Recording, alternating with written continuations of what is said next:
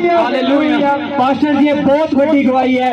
ये भैन दस रहे कि पिछले 2 साल तो इन्हों को किसी भी बच्चे की आशीष नहीं सी और डॉक्टर ने कहा कि तुसी कदे भी बच्चा कंसीव नहीं कर सकते, पर जदों ये चर्च में आए और इन्होंने तुहाडे तो ले हैंड करवाई तो ये दस रहे हैं कि इन्हों बच्चा कंसीव हो चुका है। तारीफ करिए, जोर देना महिमा करिए खुदावंद दी। Hallelujah hallelujah.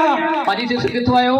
जैम से पास्टर जी, जैम से सारी कलीसिया नु ਅਸੀਂ ਹਨੂਮਾਨਗੜ੍ਹ ਤੋਂ ਆਏ ਆ।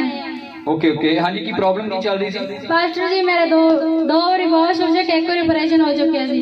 ओके, एक ट्यूब सी, डॉक्टर तो बहुत इलाज कराया, ठीक है, पर डॉक्टर ने कहते ਤੁਸੀਂ कभी भी बच्चा कंसीव नहीं कर पाओगे। ਤੁਹਾਡੀ ਮੈਰਿਜ ਨੂੰ 2 ਸਾਲ ਹੋ ਗਏ और ਤੁਸੀਂ ਕਹਿ ਰਹੇ ਹੋ ਕਿ ट्यूब एक ही ਸੀਗੀ और इलाज करवाया पर डॉक्टर ने आख्या भी बेबी कंसीव नहीं हो सकता। हाँ जी, पर ਜਦੋਂ ਤੁਹਾਡੇ ਪਾਸਟਰ ਜੀ ਤੋਂ ਪ੍ਰਾਰਥਨਾ ਕਰਾਈ तो हुण मैं गर्भवती हां। डिटेल देना दसिए साडे पास्टर जी तो करवाई ਜਦੋਂ ਮੇਰੇ ਪਾਸਟਰ ਜੀ ਤੋਂ ਪ੍ਰਾਰਥਨਾ प्रेज करिए खुदावंद दी, जोर देना महिमा करिए खुदावंद।